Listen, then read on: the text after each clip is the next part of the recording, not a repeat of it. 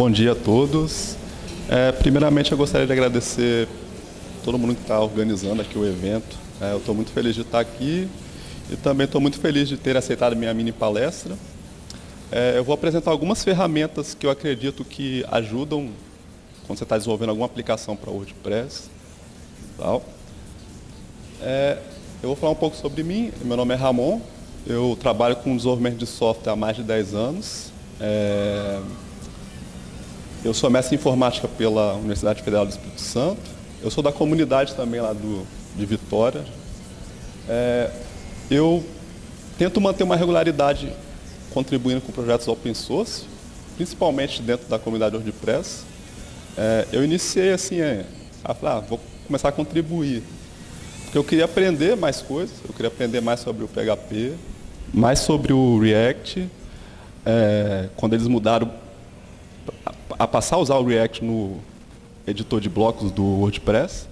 Então, meu objetivo inicial foi aprender uma coisa nova e, como consequência disso, eu até consegui oportunidades que pessoas da comunidade me indicaram, assim, de trabalhar para fora, de conseguir emprego. Então, como efeito colateral, foi uma coisa boa. Inicialmente eu tentei aprender, mas acabei conseguindo outras coisas por conta disso.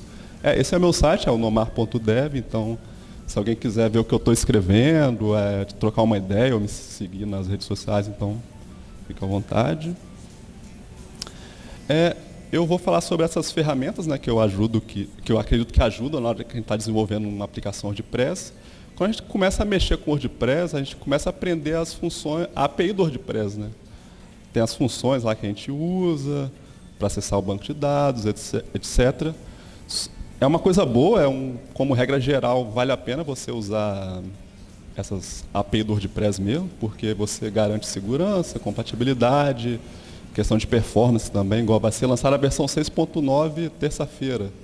Vai ter melhoria de performance, então só o fato de você atualizar o WordPress, você já vai ganhar em termos de performance. Então essas ferramentas que eu quero apresentar é mais no intuito assim, de complementar o que a gente tem no WordPress, de forma nativa. E por que isso, né? Porque a API do WordPress ela tem um espaço muito grande para você modernizar assim, o fluxo de trabalho, melhorar a experiência do desenvolvedor de software ali que está trabalhando e tal. Então é mais assim, o código vai ficar menos frágil, menos repetição de código, vai conseguir reaproveitar mais. Vai ficar um código mais fácil de manter, e uma outra característica importante também de um software é ele ser fácil também de mudar ali no futuro, porque com o decorrer, né, do software e tal, sempre tem alterações e tal. Antes de mostrar as ferramentas de fato, eu vou só situar assim, o que a gente está tentando atacar, né? As dificuldades de desenvolvimento de software podem ser classificadas em dois grupos, essencial e acidentais. As essenciais são aquelas da natureza mesmo do desenvolvimento de software, como, por exemplo, estimar o tamanho de um software, uma coisa complexa e tal, que dificilmente vai ser superado com uma tecnologia ou algo do tipo. E tem as acidentais, que nessas é assim, eu quero ter um código de mais qualidade, eu quero ser mais produtivo, etc. Esse tipo de dificuldade a gente consegue, às vezes, com um treinamento adequado, com uma ferramenta adequada e tal. Então, o que a gente está tentando atacar aqui são essas dificuldades acidentais no desenvolvimento de software. A primeira ferramenta que eu vou apresentar, ela se chama DB. Ela é bem útil, tem bastante função e tal, mas tem alguns pontos que tem essa questão que dá para melhorar, que tem esse espaço para melhorar a modernização dela, e ela é uma biblioteca que você instala via Compose, então é só dar um comando lá no seu projeto que você vai conseguir instalar ela. Eu vou mostrar alguns códigos aqui. Esse código, por exemplo, eu tirei do próprio e-commerce, porque eu queria tirar um exemplo real para poder estar apresentando e mostrando como que essa biblioteca pode ajudar. Aqui eu estou usando a API do WordPress mesmo, a nativa. Aí quais são os problemas de usar dessa forma? Que a gente está fazendo uma consulta customizada no WordPress, no banco de dados. A consulta toda escrita no SQL. Então você abre um espaço assim para cometer algum erro de sintaxe que vai estourar no usuário. Você mistura variável no meio da string. Tem até questão de estilo, assim, de formatação que você está escrevendo, que varia, né, de desenvolvedor para desenvolvedor. Aí, e tem também questão de, tipo assim, eu preciso botar uma condição nova. É um pouco mais difícil, né? Você pode, igual eu comentei, eu quero adicionar, eu quero remover alguma, pode ser que dê algum problema ali de esquecer algum end, alguma coisa do tipo. E aqui é a versão usando essa biblioteca que eu estou apresentando aqui. Então aqui a diferença principal é o quê? Tudo é definido de forma programática. Desde do nome da tabela, dos joins que você está fazendo, das condições. Então você reduz ali tipo a questão de um erro de sintaxe na hora de escrever a query customizada. E se você, por exemplo, eu quero fazer só um teste, só quero tirar uma condição ali da consulta. É só comentar uma linha e beleza, você já pode testar aqui tranquilamente. Outro ponto aqui que eu destaquei é a questão de reaproveitar o código. Essa parte destacada é uma consulta na tabela de metadados de comentários. Então, daria para você pegar isso aqui, botar numa função, e as outras funções que fossem utilizar só adicionariam as condições que elas precisam. Então, você consegue reaproveitar melhor o código. Essa biblioteca ela é bem completa, ela tem suporte a todas as operações que você precisa ali do SQL. Uma coisa interessante dela também é que ela fornece uma API para as funções nativas do WordPress. Então, se você em algum ponto precisar usar a função do WordPress mesmo, você consegue estar utilizando ela. E um outro ponto assim, é a questão que ela já te dá um hook por padrão. Assim. Então, toda vez que você executa uma query, você já tem essa query que você consegue customizar ali o prefixo dela para ficar igual no seu plugin. E se alguém precisar estender o seu plugin, adicionar alguma coisa, alguma ação ali para fazer antes de alguma operação, você consegue fazer isso. A outra ferramenta que eu gostaria de apresentar se chama Validation. Ela é usada para validar form, né, no formulário, quando você envia um formulário para o PHP e tal. Ela é uma validação end-to-end, então tanto no servidor quanto no front-end você vai ter as mesmas regras de validação. Tem a questão também de ter uma saída consistente quando você faz a validação, né? Ou vai, ok, passou todos os dados, você vai pegar esses dados, ou vai ter uma lista ali de erros, e você também consegue estender ela, você consegue criar suas regras de validação para reutilizar. E ela também é uma biblioteca que é instalada via Composer, então é só uma questão também de executar esse comando para instalar. O código aqui está um pouquinho grande também, mas eu vou destacar as partes que eu acho que são mais importantes. Nesse exemplo aqui, eu só fiz assim, tem 2 campos, eu preciso validar o nome do produto e a quantidade. O nome do produto é algo mais simples, eu só estou verificando se ele está presente, ele é um campo obrigatório. Então ele é mais de boa de você escrever ali.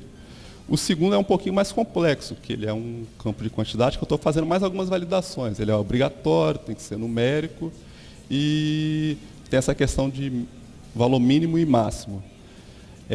Nesse caso aqui, quando a gente usa essa abordagem, a gente volta um pouco o problema que a gente tinha quando a gente usa uma query customizada lá no banco de dados. Fica mais difícil de dar manutenção, fica difícil de você adicionar uma regra nova, ou de reaproveitar também o seu código. Agora eu vou mostrar um exemplo aqui, usando a ferramenta. O código está um pouquinho grande, mas eu vou destacar a parte que é da validação mesmo. Então aqui, as regras de validações passam a ser mais declarativas, né? Eu bato o olho ali, eu consigo entender. O nome do produto é obrigatório, a quantidade é obrigatória também, tem um mínimo e máximo e tem questão de ser um inteiro, de ser um número. Aí essa segunda parte aqui, ela é onde eu só passo o validador, né, para dar a saída, então ele vê tipo assim, ou validou, passou todos os testes, você tem todos os seus dados, ou ele falhou, ele vai retornar um objeto ali com as mensagens de erro.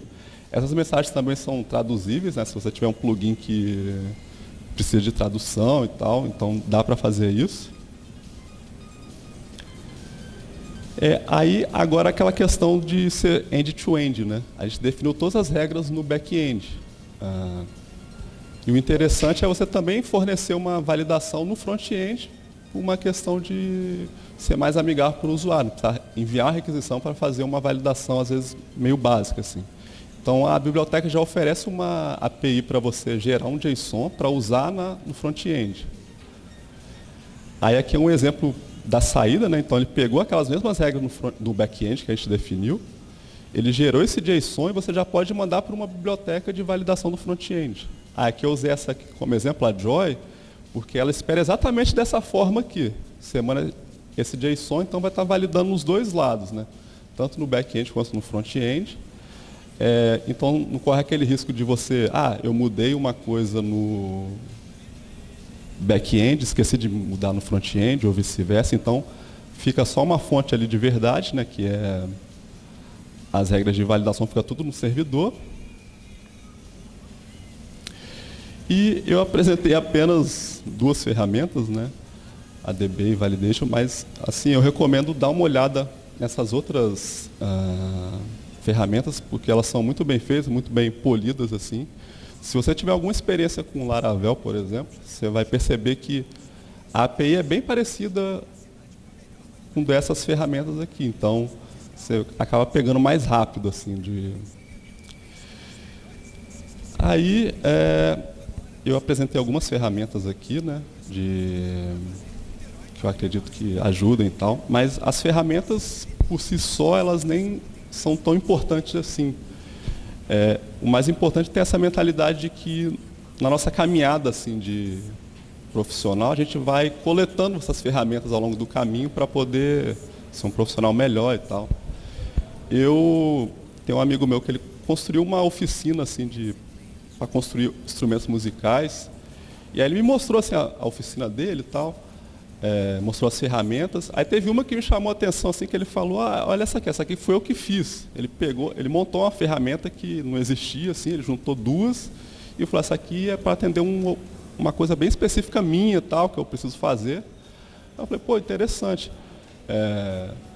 Para a gente que é desenvolvedor de software, a gente tem uma vantagem, porque para a gente testar uma ferramenta nova, às vezes é só uma questão de executar um comando no terminal e você vai estar usando já a ferramenta. Você precisa estender essa ferramenta. Então você pode também customizar ela, às vezes é só mexer no arquivo da ferramenta e tal. E também a gente pode estar criando essas ferramentas, a gente tem essa vantagem de poder a gente mesmo criar, tem essa facilidade. Então, a mensagem principal aqui que eu deixo é mais a gente sempre está buscando essas ferramentas, coletando essas ferramentas ao longo do caminho, porque são elas que ajudam a dizer que a gente é um mestre em algum ofício e tal.